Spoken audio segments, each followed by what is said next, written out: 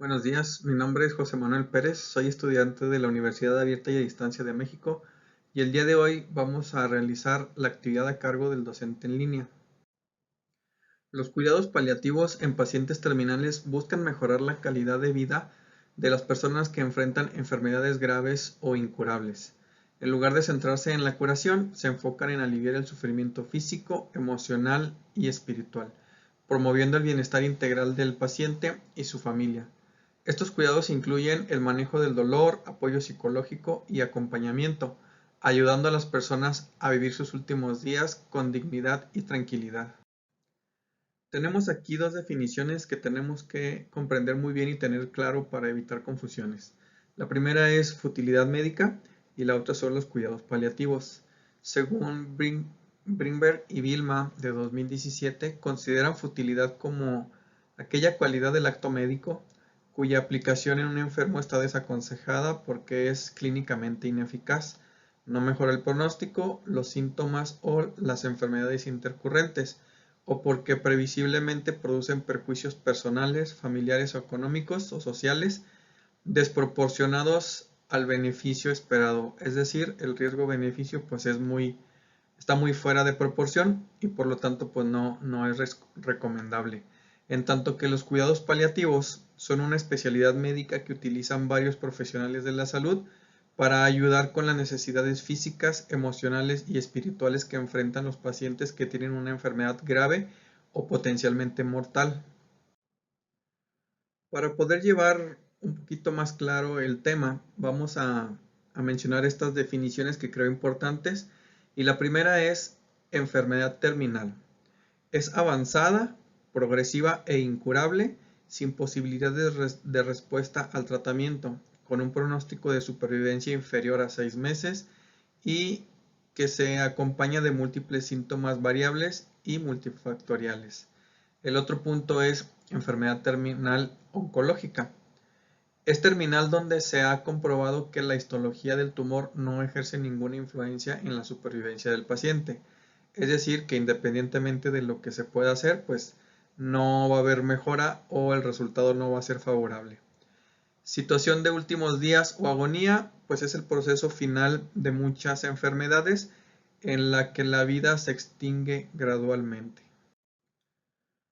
Bien, si estamos hablando de cuidados paliativos es porque estamos hablando ya de la atención de pacientes con alguna enfermedad terminal y pues para ello creo que junto con las definiciones anteriores es importante tener o entender los criterios de terminalidad, es decir, las condiciones cuando un paciente se ha diagnosticado como paciente terminal por alguna enfermedad. La decisión por parte de los clínicos de definir a un paciente como terminal debe ser tomada solo por especialistas con experiencia y estar sujeta a revisión permanente. Dicha definición de enfermo oncológico terminal debe designarse partiendo de los criterios antes expuestos y reuniendo las siguientes características. Los criterios que definen una enfermedad oncológica terminal son varios. Aquí están algunos de ellos y solamente voy a mencionar algunos puntos muy concretos para no extendernos tanto. La enfermedad oncológica terminal o los criterios de terminalidad en esta condición, pues menciona que tiene que haber una presencia de enfermedad oncológica avanzada, progresiva e incurable, con diagnóstico histológico demostrado. En algunas situaciones especiales y de manera excepcional se aceptará la ausencia del diagnóstico histológico. En esta situación, en las que por la situación clínica del paciente no se considera adecuado proceder a una investigación exhaustiva de su neoplasia, se deberá haber excluido tumores potencialmente tratables.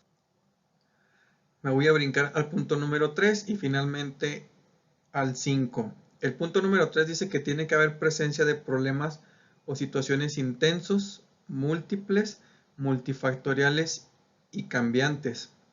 El punto número 5 nos dice que el pronóstico vital limitado a los últimos meses de vida, a excepción de aquellas situaciones clínicas complejas que aconsejan cuidados paliativos por la previsión de ganancia en la calidad de vida. Para poder definir a un paciente terminal, obviamente hay muchas enfermedades o condiciones que son incurables y que van a propiciar que una persona pueda incluso llegar a morir, como por ejemplo el cáncer en ciertas características o condiciones, y no nada más el cáncer, hay muchas otras. Dentro de toda esta gama de enfermedades que llegan a ser incurables y mortales, eh, mencioné dos, que es la anterior, que es la enfermedad oncológica, y aquí estamos en la diapositiva que se menciona la enfermedad pulmonar. Algunas son oncológicas, otras no, sin embargo, pues son incurables y son fatales. Entonces, mencioné estas dos porque en el ejercicio de la actividad a cargo del docente, justamente menciona el caso clínico de un paciente con enfermedad pulmonar, que en este caso sería cáncer pulmonar, y por ende aplica ambas cosas, la enfermedad oncológica terminal y la enfermedad pulmonar. Entonces, en la enfermedad pulmonar se menciona que la severidad de la enfermedad pulmonar está documentada por: debe de haber disnea incapacitante en reposo con pobre respuesta al tratamiento broncodilatador, volumen expiratorio forzado en un segundo menor al 30% de lo esperado. La enfermedad pulmonar progresiva tiene múltiples visitas a urgencias, disminución del volumen expiratorio forzado en un segundo, con deterioro a razón de 40 mililitros de volumen al año. Debe de haber presencia de cor pulmonare o falla cardíaca derecha. También hay presencia de hipoxemia en reposo con oxígeno suplementario, con una presión parcial de oxígeno menor a 55 milímetros de mercurio y la saturación de oxígeno menor al 88%. Hay hipercapnia con una presión parcial de CO2 superior a 50 milímetros de mercurio. Hay pérdida de peso progresiva involuntaria mayor o en un rango del 10% del peso corporal en los últimos 6 meses. También hay taquicardia en reposo a una frecuencia elevada o mayor a 100 latidos por minuto. Otro de los casos clínicos que menciona la actividad es un paciente pediátrico con leucemia, y por lo tanto, pues al hablar de pacientes pediátricos vamos a mencionar aquí también en esta diapositiva los criterios de terminalidad en pacientes de estas condiciones o características, que son pues obviamente la edad, y nos dice que pues debe ser una enfermedad avanzada, progresiva, irreversible y sin posibilidades razonables de respuesta al tratamiento. Los síntomas pues van a ser múltiples, multifactoriales, cambiantes y de intensidad variable. Hay pérdida de la autonomía, gran impacto emocional o sufrimiento sobre el niño, la familia y el personal sanitario.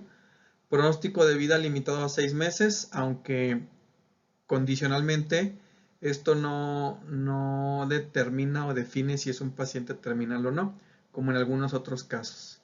La fase agónica, vienen por ahí algunos criterios que se deben de cumplir, pues para determinar si se cumple o no con la definición de paciente o las condiciones de terminalidad, que es nariz fría y blanca, extremidades frías, livideces, labios cianóticos, estertores premortem, apnea mayor a 15 segundos en un minuto, oliguria, y que no haya apertura ocular por más de 8 horas.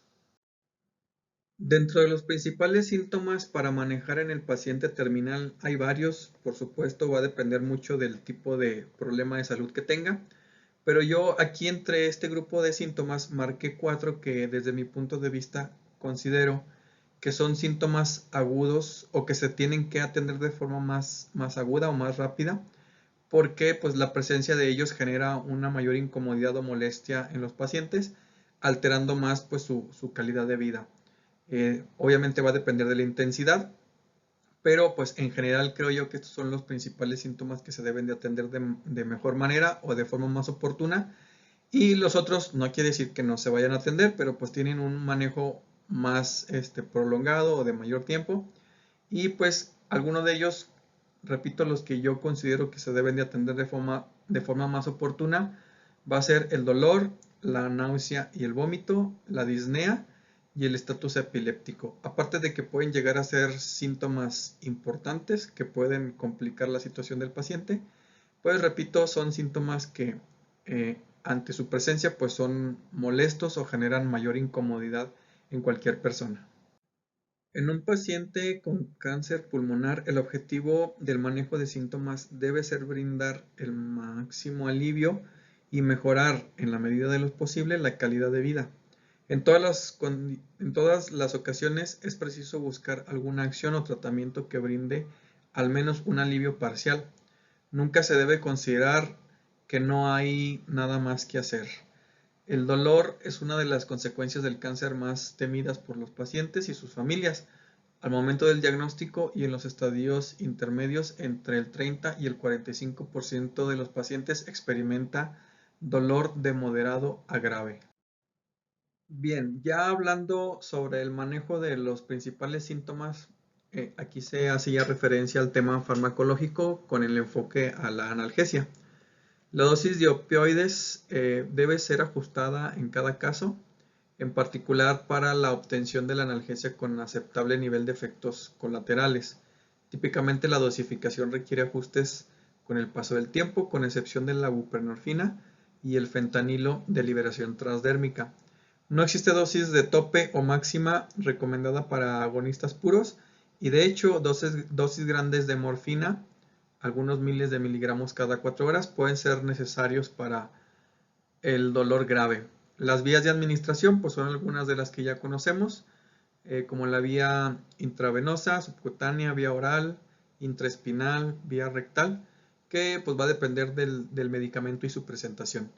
Algunos efectos secundarios de los opioides pueden ser la constipación, la sedación, náusea y vómito, depresión respiratoria y neurotoxicidad. Los cuidados paliativos en el paciente geriátrico con cáncer pulmonar, específicamente en el manejo del dolor, se utilizan principalmente los opioides. Estos analgésicos y en particular la morfina son la piedra angular del tratamiento del dolor por cáncer, de intensidad moderada a grave, por su efectividad, fácil determinación y favorable relación riesgo-beneficio. Los opioides producen analgesia por la unión a receptores específicos ubicados tanto fuera como dentro del sistema nervioso central. La mayoría de los pacientes necesitan opioides para analgesia antes de morir. Según la afinidad de los receptores específicos, los analgésicos opioides se clasifican en agonistas puros como la morfina, hidromorfona, codeína, oxicodona, etc. Y el grupo número 2, agonistas antagonistas mixtos como la nalbufina. Y el grupo número 3 o la clasificación número 3, agonistas antagonistas parciales como la buprenorfina. Las consideraciones farmacológicas para el manejo del dolor, según la OMS en su tabla o escalera de analgesia, que tiene una eficacia del 76%, nos marca 3 gradualidades. La primera es para el dolor leve. Se recomienda el uso de analgésicos no opioides como antiinflamatorios no esteroideos. Para el dolor moderado se emplean opioides débiles como el tramadol y la codeína. Y de ser necesario, pues algún medicamento adyuvante como algún esteroide, antiepiléptico o algún otro antiinflamatorio no esteroideo. En el dolor grave se debe prescribir opioides potentes como la morfina, la hidromorfona o la metadona, siendo la morfina oral el estándar y al igual que en el dolor moderado, si es necesario, se podrán emplear algunos otros medicamentos adyuvantes. Bien, del cuadro anterior donde mencionamos los ejemplos de los medicamentos que se utilizan, aquí puse ya dos ejemplos con dosis, vías de administración y algunas observaciones. Por ejemplo, el fentanilo transdérmico en dosis de 25 hasta 100 microgramos por cada 72 horas en su vía de administración transdérmica. Los opioides potentes pues no tienen un tope y pues bueno, como observación pues es un opioide potente, su parche alcanza máxima analgesia en un lapso de 24 horas, es de uso, puede haber también de uso intravenoso y pues bueno, este de uso intravenoso pues conlleva algún otro riesgo como la depresión ventilatoria.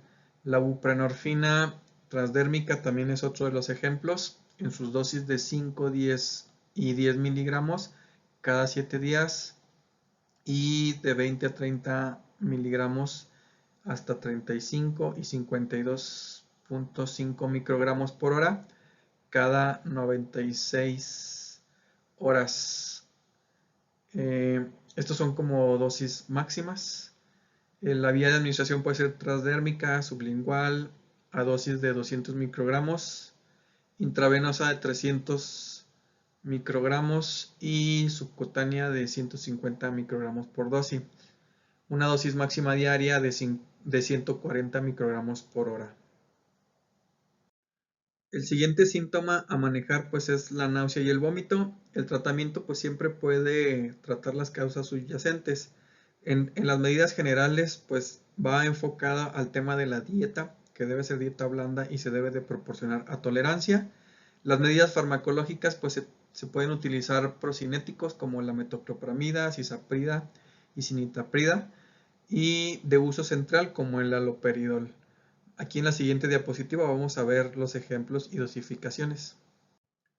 Bien, aquí tenemos ya el ejemplo de la metoclopramida en dosis de 10 miligramos cada 8 horas a una dosis también posible de 100 a 150 microgramos por kilo. La vía es oral o intravenosa, la dosis máxima diaria es de 60 miligramos y pues bueno, esto se usa para la náusea y vómito por falta de vaciamiento gástrico. El haloperidol también aquí tenemos como ejemplo de 0.5 a 10 miligramos vía oral, 2.5 a 10 miligramos subcutáneo. Las vías de administración puede ser oral o intravenosa. Las dosis máximas de 10 miligramos IV y 30 miligramos por día. Estos son pues antieméticos que ayudan con el tema de la náusea y el vómito. El manejo de la disnea tiene por aquí, según este cuadro que sacamos de la misma guía, tiene dos orientaciones, una que son medidas farmacológicas y otra que son medidas no farmacológicas. Las no farmacológicas tienen como por ejemplo la posición cómoda y de fácil ventilación para el paciente, la terapia de relajación, atmósfera relajada, fomentar que el paciente pues siempre esté acompañado, evitar comidas abundantes. Y las medidas farmacológicas pues van también con un enfoque de si van a tratar alguna causa reversible o no, o tratable o no. Y por ejemplo, dentro del tema farmacológico tienen como aquí opciones los opioides como la morfina rápida. Hay también recomendación de diuréticos, broncodilatadores como el salbutamol o el bromuro de ipatropio. Y pues corticoides como la metilprednisona o dexametasona. Aquí tenemos ya dos de los ejemplos que mencionamos en la diapositiva anterior, que es la morfina con una dosis de administración de 5 miligramos e ir incrementando cada 4 horas con su vía de administración oral, intravenosa o subcutánea, dependiendo de la presentación. Este pues se va a utilizar para la disnea y sedación paliativa. El salbutamol en dosis de 100 microgramos en inhalación o 2 cada 6 horas. Vía inhalada cada 6 a 8 horas. Este es un medicamento beta agonista que se utiliza para el broncoespasmo. Origina taquicardia y puede producir ansiedad y agitación. Otra condición que se debe de atender en un paciente terminal pues es un estado epiléptico. Aquí las medidas generales recomendadas son proteger la vía aérea del paciente, administrar oxígeno por medio de cánula nasal, enviar muestras de sangre para exámenes de laboratorio en caso de que el paciente esté hospitalizado.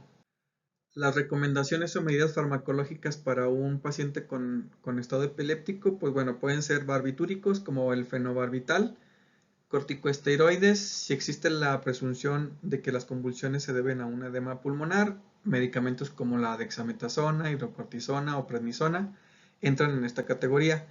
En las benzodiazepinas, los medicamentos de ejemplo pues son el midazolam y diazepam, y los antiepilépticos pueden ser la fenitoína diluido en una solución fisiológica y el ácido valproico. Bien, aquí mencionamos dos de los ejemplos de los medicamentos anteriores, como es el midazolam con dosis de 0.150 a 0.250 miligramos por kilo, vía intravenosa o 0.5 miligramos subcutánea en bolo inicial con continuación en infusión. Las vías pues puede ser intravenosa o subcutánea, se utilizan para sedación paliativa y no coercible y espasmos musculares. El otro medicamento es el fenobarbital con dosis de 60 a 80 miligramos vía oral en la noche o de 200 a 600 miligramos cada 24 horas en vía oral o intramuscular. Este es pues un anticonvulsivante y se utiliza también como sedación terminal. Bien, aquí vamos a hablar también sobre otro de los puntos señalados en la actividad, que es el paciente pediátrico con leucemia linfoblástica aguda. Y esta pues nos dice que es un cáncer de sangre y de la médula ósea que se caracteriza por la producción excesiva de linfocitos, un tipo de glóbulos blancos en la médula ósea. Es más común en niños que en adultos. Algunos de los síntomas de esta enfermedad son el sangrado de encías, dolor de huesos articulaciones, ganglios linfáticos inflamados, falta de apetito y pérdida de peso, fiebre, dolor abdominal, piel pálida, falta de aire y debilidad, fatiga o disminución general de la energía. Pues aquí, igual que en el adulto, marco yo 4 de los síntomas que considero que se deben de atender de forma oportuna o con mayor eficacia para pues poder mejorar el estadio del paciente y que se sienta más cómodo o al menos con mayor comodidad. El dolor pues igual se va a tratar con medicamentos desde AINES si es que es dolor leve o hasta opioides con la dosificación según el peso o necesidad del paciente. La fiebre, el dolor abdominal, la falta de aire, pues se pueden atender ya sea con medicamentos AINES antipiréticos como el metamizol. El dolor abdominal, pues igual se puede tratar con algún antiespasmódico dependiendo del origen o la causa del problema. La falta de aire, pues igual se puede administrar oxígeno o mejorar la posición, ya sea reacomodando, sentando o cualquier tipo de condición no farmacológica que pueda ayudar a una mejor ventilación. Bien, en las características de los cuidados paliativos, estos se caracterizan por los siguientes enfoques o aspectos. El enfoque holístico, pues, aborda la necesidad física, emocional, social y espiritual del paciente, mejorando su calidad de vida de manera integral. El alivio del dolor y otros síntomas, esto pues va enfocado a controlar el dolor y los síntomas que puedan causar algún tipo de molestia, fatiga, dificultad respiratoria, náusea y muchos de los síntomas que ya vimos anteriormente. La atención personalizada se adapta a las preferencias y valores del paciente, respetando su dignidad y su autonomía. Y el apoyo emocional y psicológico pues va a brindar asistencia emocional tanto al paciente como a su familia, ayudándoles a enfrentar el proceso de enfermedad y duelo cuando así sea necesario. Otros de los aspectos de las características pues son el acompañamiento familiar, trabajo en equipo interdisciplinario, la comunicación continua, el respeto a la dignidad y autonomía del paciente. Aquí pues ya se mencionan cada una de lo que incluye o debe de enfocarse cada uno de estos puntos. Sin duda, la familia en la atención de cuidados paliativos es pues parte crítica fundamental. Todo paciente que tiene apoyo y soporte de su familia pues va a tener un mejor manejo, una mejor evolución, tal vez no en su enfermedad, pero sí en sus condiciones emocionales o al menos de calidad de vida, ya que pues la familia va a brindar ese apoyo y ese soporte.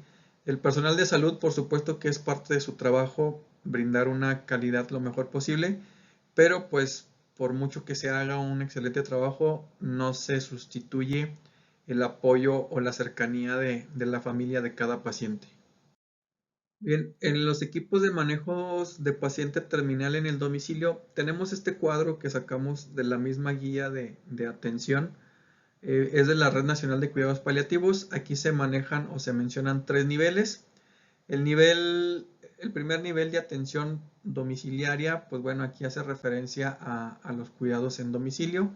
El segundo nivel, pues bueno, ya se enfocan en un cuidado diario de síntomas, bitácoras de procesos y resumen clínico.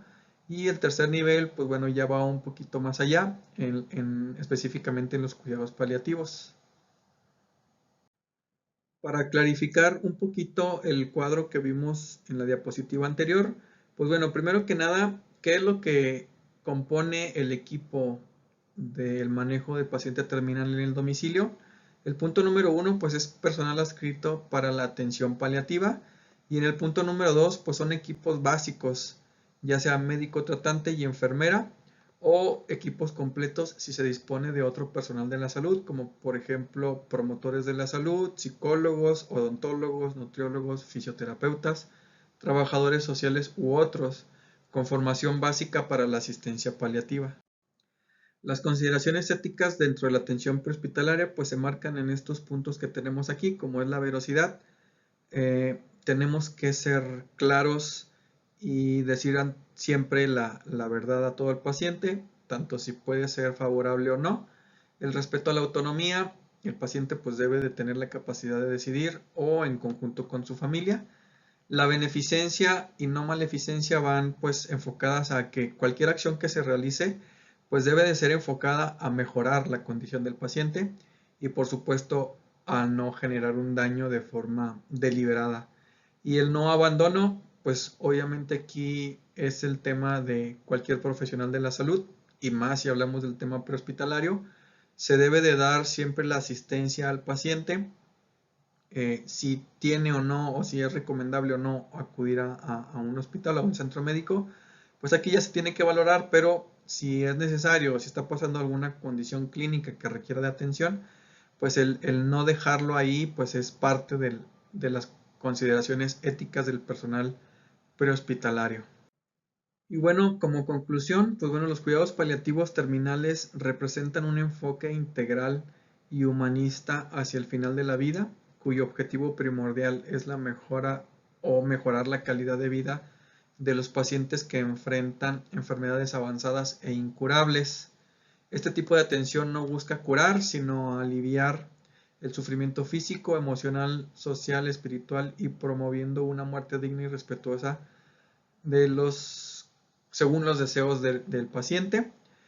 En este sentido, el acompañamiento a la familia es esencial, ya que facilita la toma de decisiones informadas y les proporciona apoyo en momentos de gran vulnerabilidad. La importancia de los cuidados paliativos radica en reconocer la individualidad de cada persona, adaptando los cuidados a sus necesidades y preferencias y respetando su autonomía. En un contexto donde la medicina tiende a priorizar la curación y los cuidados paliativos resaltan la relevancia de entender la muerte como parte del ciclo de la vida, enfocándose en brindar bienestar y confort en los momentos finales del proceso de vida de cada persona. Y bien, pues aquí tenemos ya las referencias de donde se toma esta información. Tenemos aquí las bibliografías y pues bueno, de mi parte eso sería todo. Enviaré la actividad y pues estaré ahí esperando la retroalimentación. Gracias.